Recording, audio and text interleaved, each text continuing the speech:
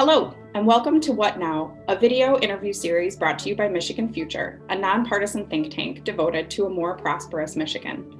I'm Sarah Sherpicki, the Vice President at Michigan Future and the host of What Now.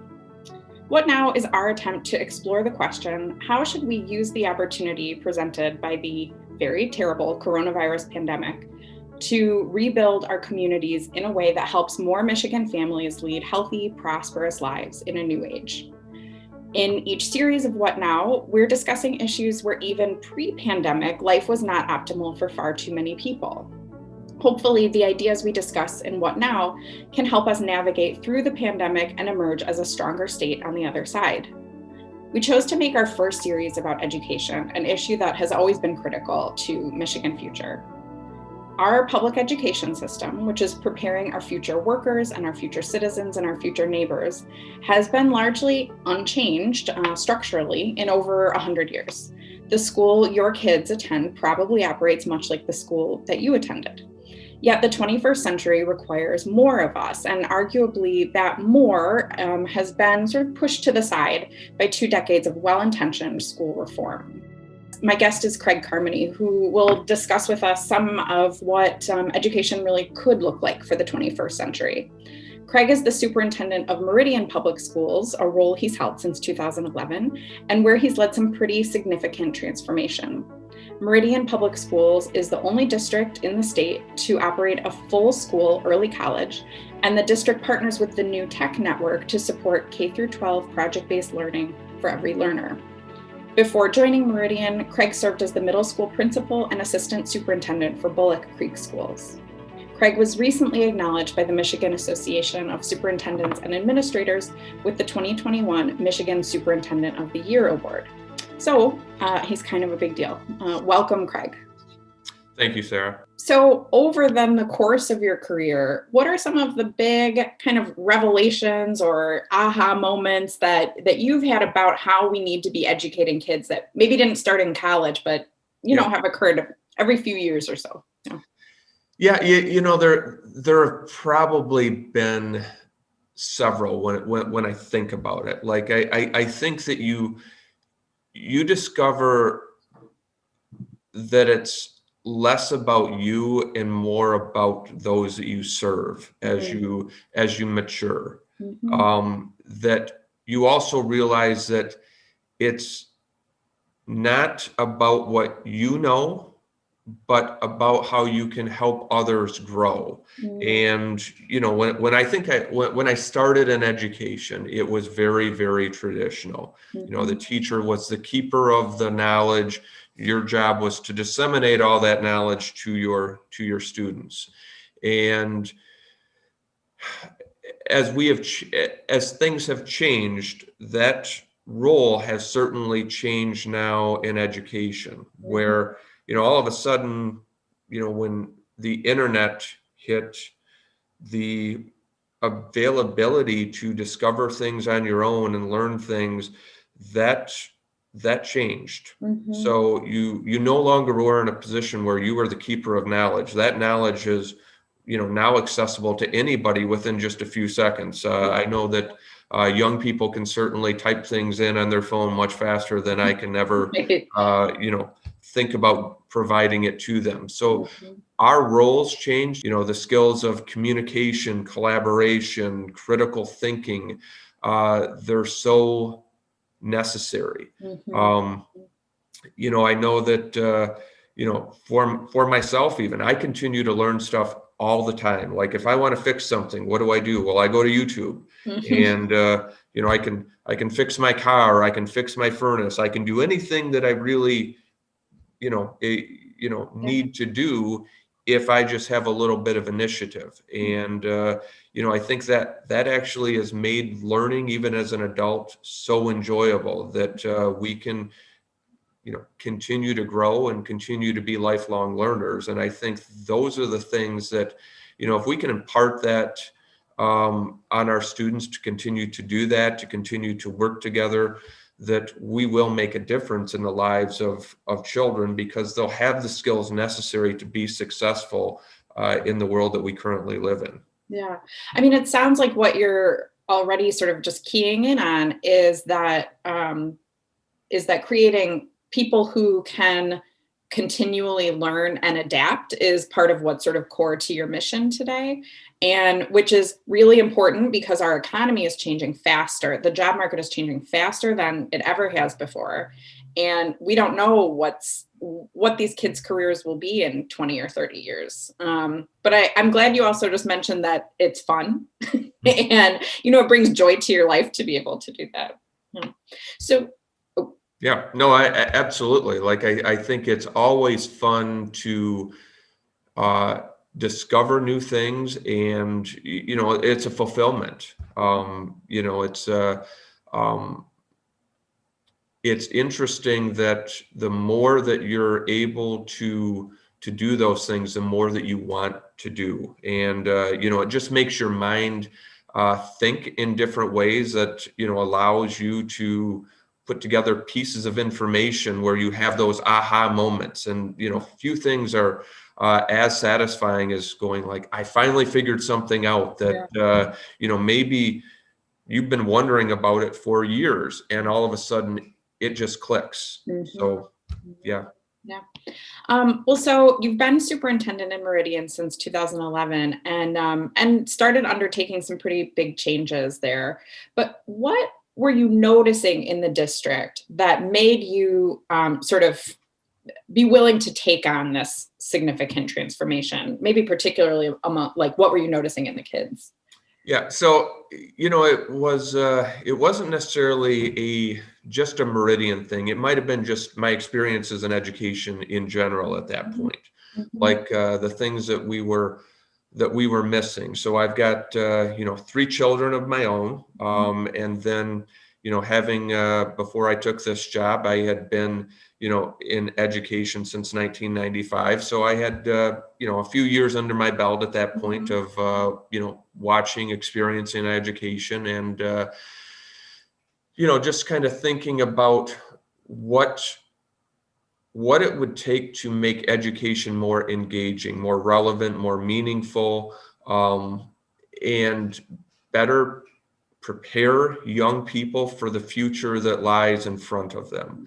So, when I started this idea of joining the New Tech Network, and project-based learning, something that, you're looking at engaging, technology-based, collaborative, relevant education with working on skill development at the same time as working at, towards learning, content, that all hit home. It all resonated with me.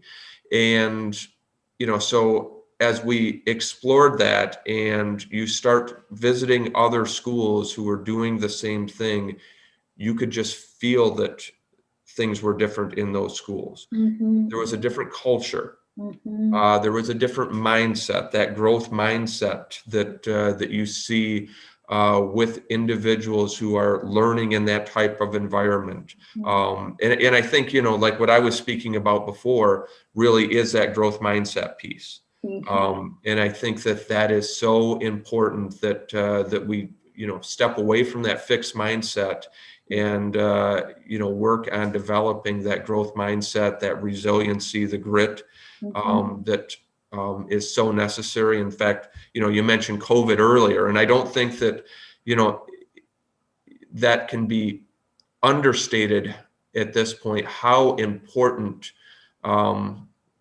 those skills are right now. As people are struggling, you really, really need to be able to focus on things that are going to get you through these difficult times. So, we did a lot of research then on new tech schools, and there was a moment for me too after we started in 2012 with our first cohort of 9th graders in new tech, that new tech tells you right from the beginning that there's going to be a period where your students are really going to struggle with this transition, because the rules you have changed. You've changed the rules where all of a sudden you're not telling them all of the information that they need to know. They're having to, they ask a question, and you often, as the facilitator, ask a question back of you.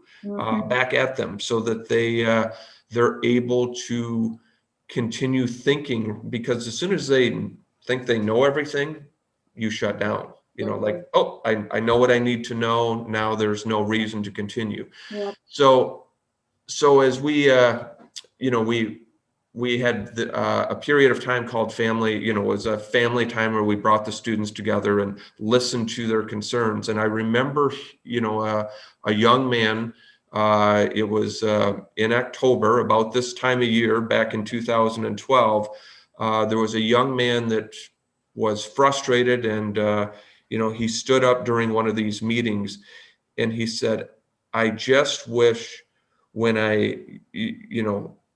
when I have a question that it would just get answered. I just wish it were more like the real world, is how he put it. And said, I wish that if I could just go into my boss and ask him how to do something, that he would just tell me. Yeah. And I chuckled to myself, because I thought, young man, if I'm your boss and you come in and I have to tell you how to do everything, I really don't need you. Yeah. Like, you're not being tested on, what you're being asked to do things. And to me, that just confirmed that students were thinking that life was all about taking a test and showing what they know. And, that's what they were going to be asked. Yeah. And, that just wasn't the case. Yeah. I actually have a personal story how New Tech and this type of thinking actually saved my father's life just over a year ago. So, my father was involved in a serious accident where he rolled his tractor into a pond, was trapped underneath. And my brother and my son were fortunate enough to, be around and rush back and found my father pinned underneath the water, by the tractor, and able to get his head above the water. And then my brother froze at that point because things did not look good. And my son said, hey, what's next? What else can we do? And my brother said, go grab the other tractor, which they did, and use the front end loader to lift that tractor off. And it was several weeks later that my son and I were talking about that, and my son was never one to compliment school and say, hey, this was great. But he said to me, he said, Dad, New Tech had a role in saving Grandpa's life. I said, really?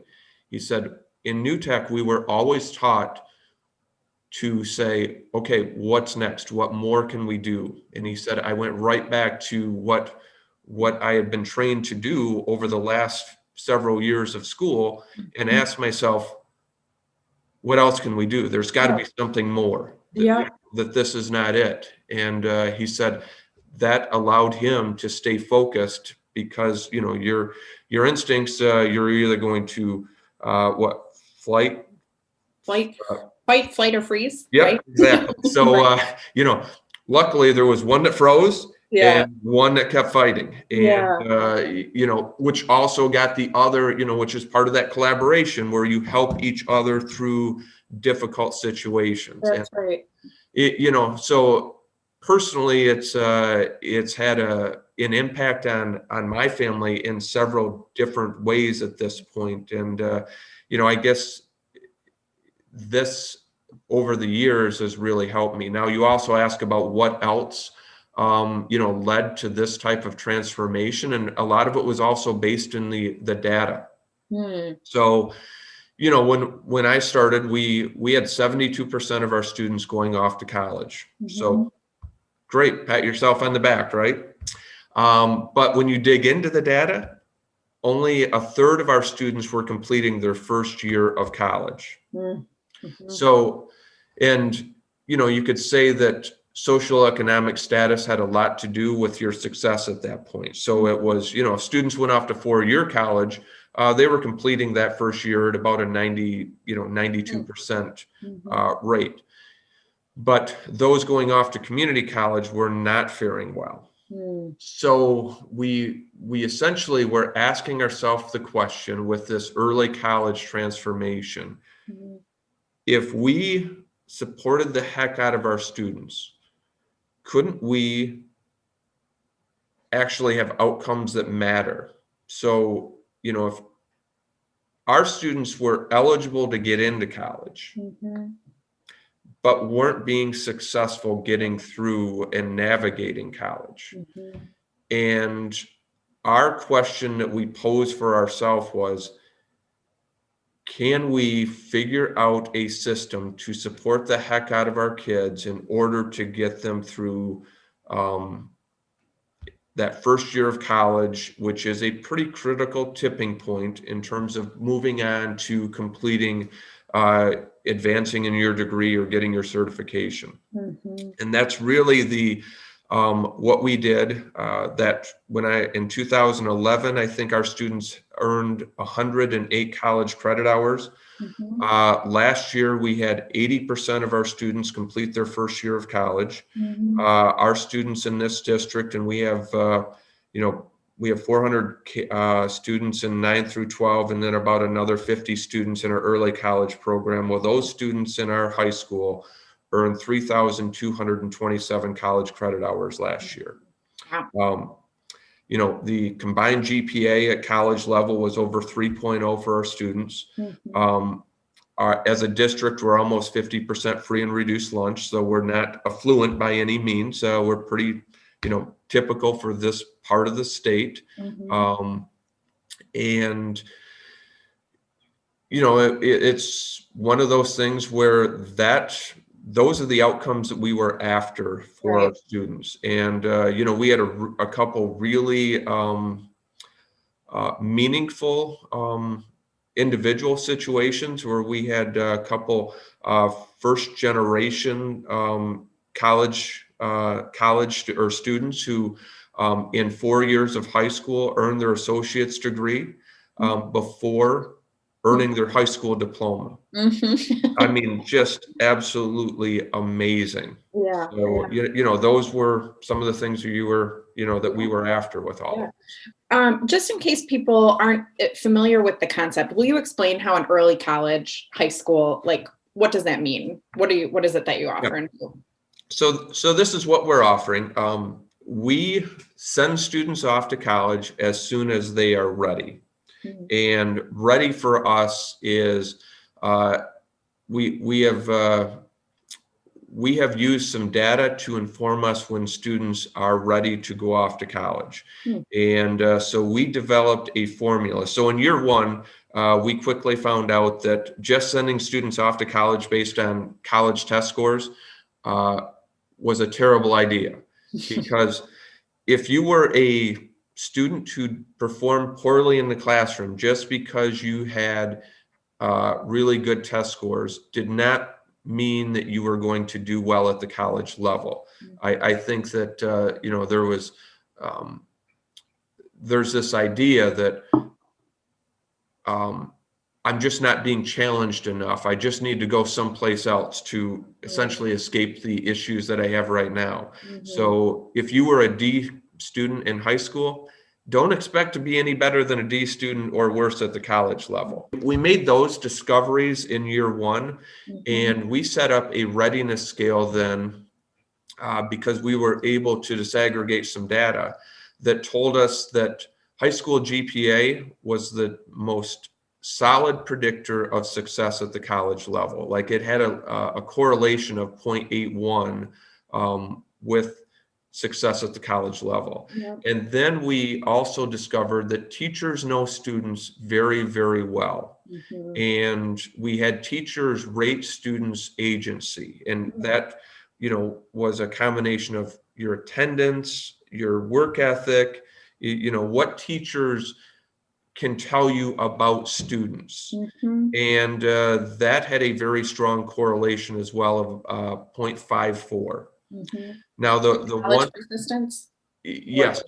So how successful they were going to be in those college classes. Okay. Yeah. The least reliable predictor was the college test scores. So AccuPlacer and other scores like that had a 0.12 correlation.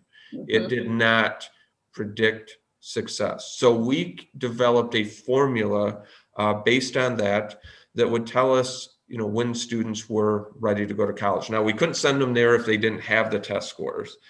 You still needed to have that, but you needed to have all of those things to be sent off to college, let's say during your sophomore, junior, or senior year of high school, because we did not want to send students off to school and have them not be successful, because there are penalties associated with that.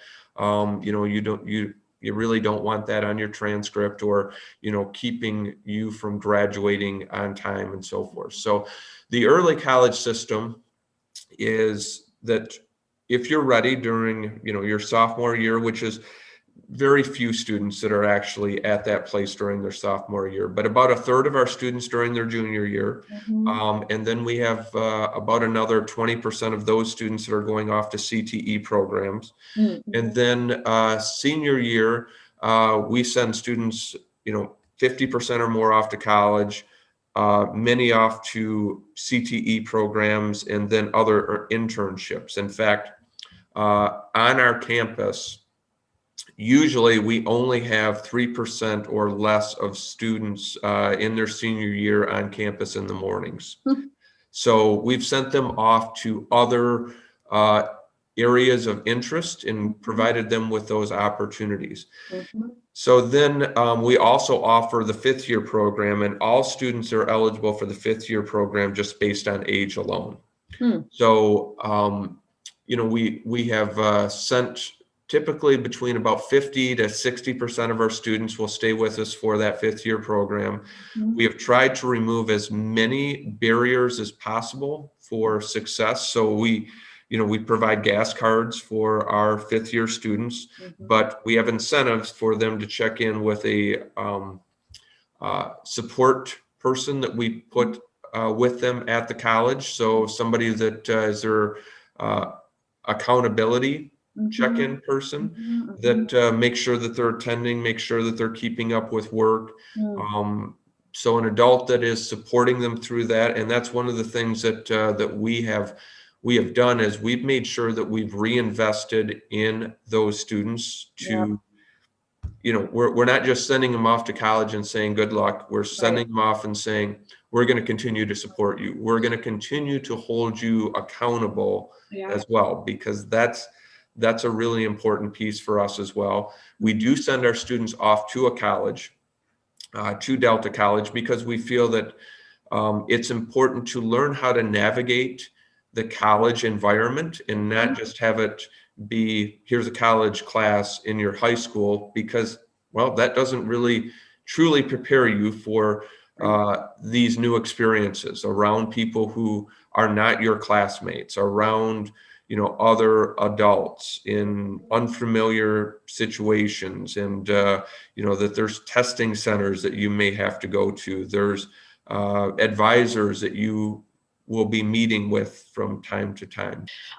So for anyone who is watching, who is not, sort of deep in education right now, I'm wondering if we could give them an illustration of project-based learning, maybe by choosing a project at a high school level that you could just describe, like a project you thought this was great. Like, this is what project-based learning should look like, to ground us.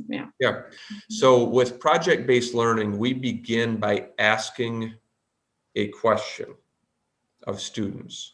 And ideally that's done with a partner, hopefully, something like a business partner. So real world, someone in the real world project that you're actually going to be doing. So here may be an example, and this is something that we did as a project. So having Dow Chemical come in and ask your students that,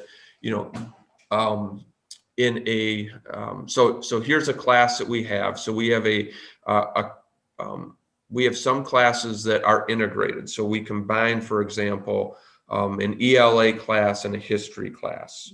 So you're having both teachers. You have a certified history social studies teacher along with a certified ELA teacher in the classroom, and you may have 50 to 60 students in this class, but the students are asked to, through the lens of the Industrial Revolution, how do we bring manufacturing back to the United States? Mm-hmm. So a lot of people want to know that. Yeah, that is, it's a real world question, right? Yeah. So you are asked this question and you are told that in 5 weeks, you are going to be presenting your solution to a panel of executives from Dow Chemical. So you have this challenge in front of you. So what begins then is a series of know and need to know questions that are developed as you start this. So what do I know about the Industrial Revolution? What do I know about manufacturing? What do I know about this project right now? And then the next question is, what do I need to know? So that's going to develop a separate list.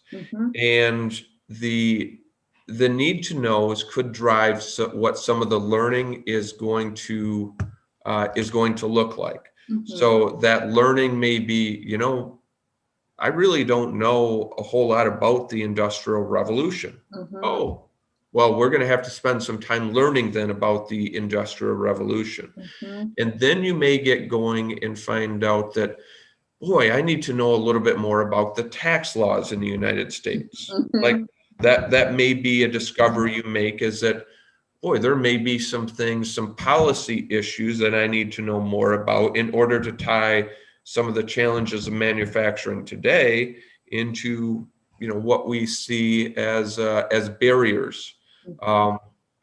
Maybe I need to learn a little bit more about automation. Some of those things that may make, may allow manufacturing to come back, but may present employment or the number of employee, like in terms of numbers of jobs that might be created, or what those jobs might look like. So, there's a lot of learning then that takes place. And every project ends with some type of thing that you do. And quite often it's a presentation. So before our students will leave high school, they will likely have done over 100 presentations in their life.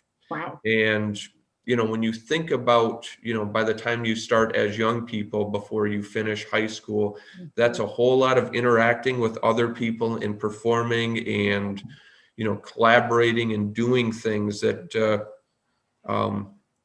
quite frankly, are going to be asked of you for a good portion of your life, in many fields. So does that give you a little bit of an idea? Yeah, absolutely. Yeah.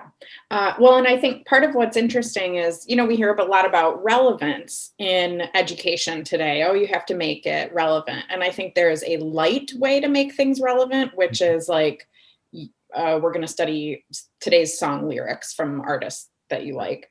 I feel like what you described was a really meaningful level of relevance, right? So do I, the average American 16-year-old, care about the Industrial Revolution? No. But I can still get engaged because it's about, you're really asking them to ask, like, how is history relevant? Right. So it doesn't have to be pop culture in order to be relevant. Yep. Yeah. Well, so let's talk a little bit now about sort of the current moment that we're in. So, in addition to the fact that we have this pandemic, many families in your community also experienced a really massive flood in the spring. So it's been a really difficult time for families in your community. So how are your kids doing, and sort of what are they needing right now? Yeah, thanks for bringing that up. It's been a very traumatic time for this community. Back the end of May, we had the failure of 2 dams that resulted in a massive 500-year flood affecting this area. We lost many homes in our downtown businesses as a result of that. And, still working on a lot of restoring this community. People who no longer have homes, or even still today that are living in RVs. And by Sunday we're looking at November here in the state of Michigan, temps below freezing at night, and uh, barely above 40 at times during the day. So not ideal conditions for many in the community. Some of our businesses are just starting to reopen. Some are, in the process of rebuilding right now. So, there's a glimmer of hope out there as well. But this has been extremely difficult for many in the community, and then combine that with the impact of COVID. So, there's an incredible amount of trauma that my students and families and community have experienced, and that has made our jobs as educators a little bit more difficult, because the other part of living with COVID is the things that we quite often need to do for children are, especially younger children, they need a lot of attention. They need hugs. They need, and we're still doing those things, because who doesn't, when a child runs up to them and, grabs them, you still have to, reciprocate. And so how, once sort of I don't know, we're still in the immediate crisis, but I guess once the initial immediate crisis passed, how did you guys sort of in the fall organize the district and teaching and learning? Where are you guys today? Well, we just followed a lot of what the roadmap said, with putting in place protocols, cleaning protocols, developing the plans that we needed to make to ensure that in-person learning could occur. I will say that probably the most stressful part of all of this is opening up what I would say were 3 brand new schools. So and I say that because we had about 80% of our students doing in-person learning, but we had about 20% of our students choosing to do virtual learning. Yeah. And that means essentially for school districts, you're opening up brand new schools. So opening up a brand new high school, a brand new junior high, and a brand new elementary school.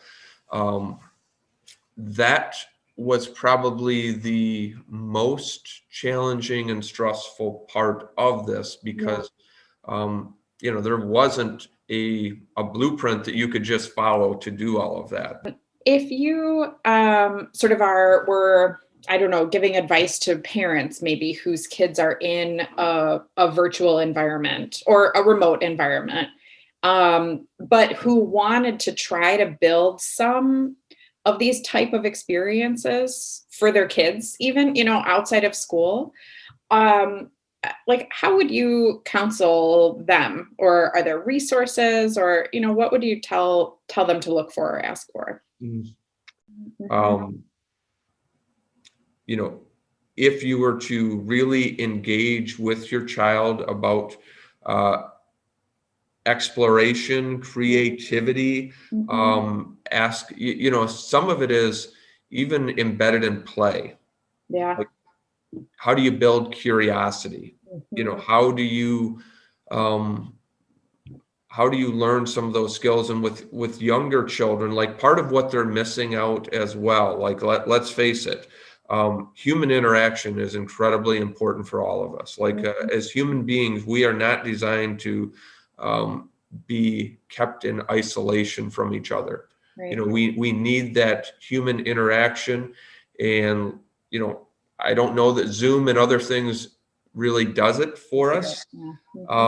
So, part of what in terms of child development we're missing out on that I think is incredibly important, and what I honestly have a huge concern over this, the longer that this goes on, is that children are learning some really, or missing out on some really important child development pieces with interacting with their classmates, interacting with, other adults. And I'm not sure, when it comes to project-based learning, that is a huge component of project-based learning, is that collaboration piece, that critical thinking piece, that you still need to interact with others on a frequent basis in order to do that. Yeah.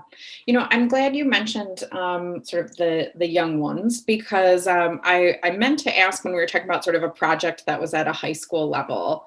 Like, I think that's sort of easy for me to wrap my brain around. What is project-based learning? I have a second grader and a kindergartner. Mhm. And what I've noticed when I've tried to do projects with them is like their attention span.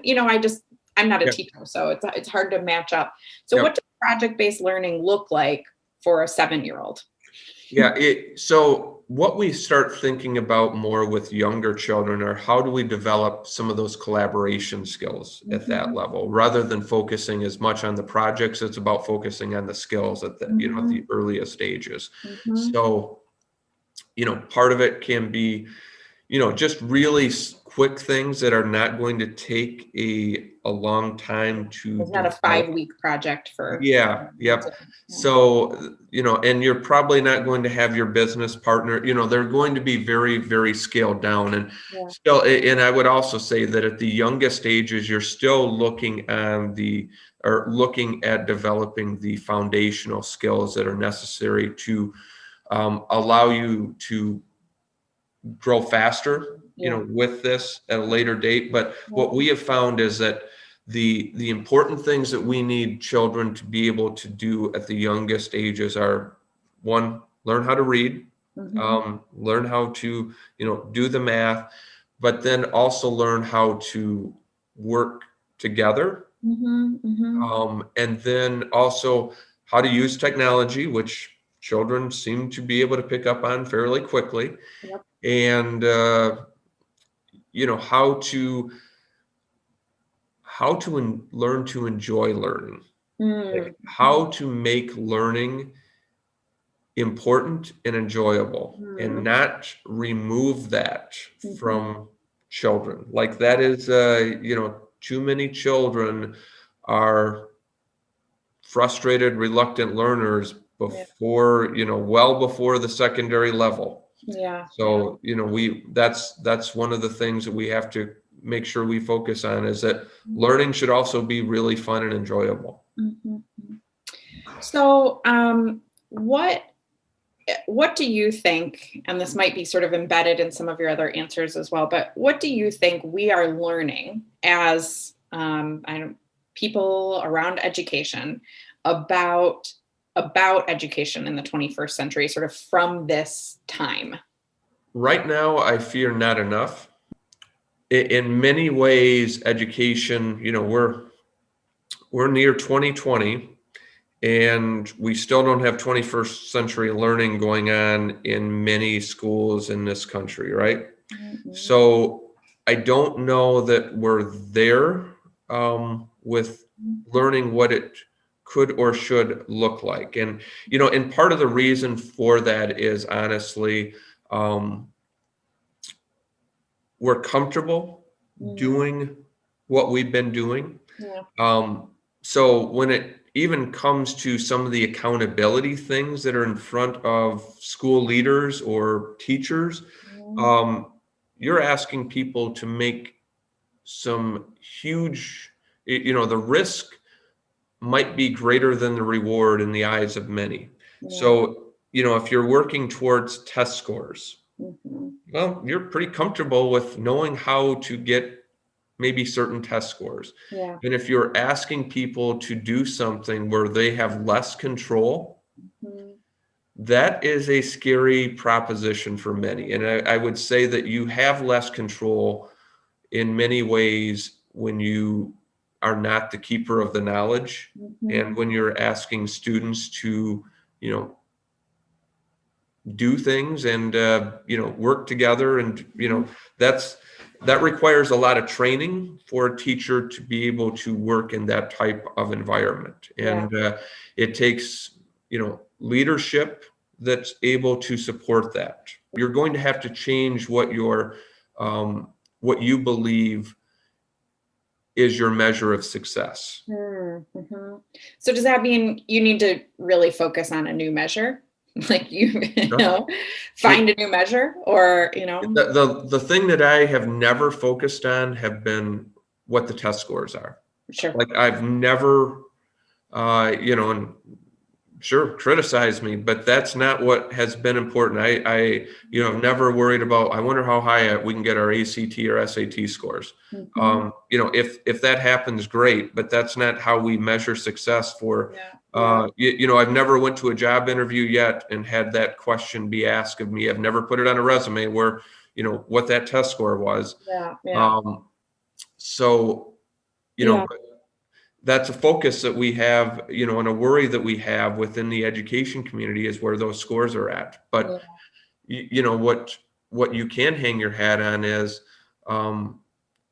are you continuing to learn? Are you continuing to advance yourself? And, those are the measures. Like when we talk about here about success, we talk about what the ideal graduate looks like. Mm-hmm. And when we've done those exercises with staff, the thing that's missing all the time is this curriculum content focus. Like we talk about, the things that get put up there on the chart and in the discussion are all these skills that we want students to have when they leave us. And, I think that is, that's what's become, like that's what we have been able to flesh out of all of this is that's what's important.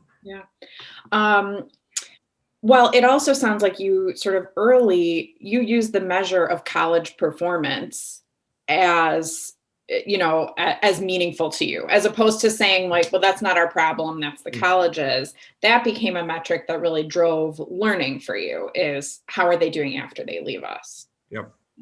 Well, yeah. And I think it was just one of those things where is our goal really just to get them to college, or is our job to make sure that once they're there that they can be successful?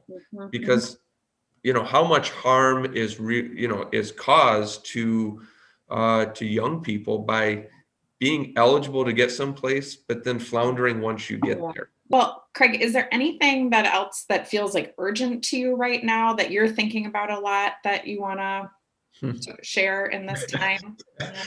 Oh, there's a lot of things that feel urgent and at this time. I'm glad that right now that the health department isn't calling, telling me I have more students yet that are in quarantine.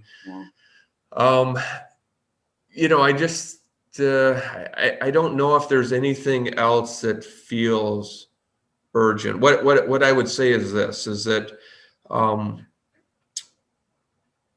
I think that given what we're being asked to do right now in education, I'm not sure that a lot of us even recognize the job that we have right now, like the reference that we have for what we're being asked to do right now. It's not there. In my, it's now close to 30 years in education. I don't have a reference for what we've been asked to do in the last several months. And just trying to deal with and keep the ship going in the right direction right now, given anxiety and uncertainty. We have challenges right now in front of us that still feel like they're challenges that we're still waiting for the next thing that's going to be out there. And I would say right now that the concern, if you were asking me what my concern would be, is how do we get back to what we had before? Like, how do I get my children back in school in a normal situation and be able to reconnect and, do the great things for all of those students that we were doing before? Well, thank you very much for talking with us today. Absolutely. resist those entities. Join us next time.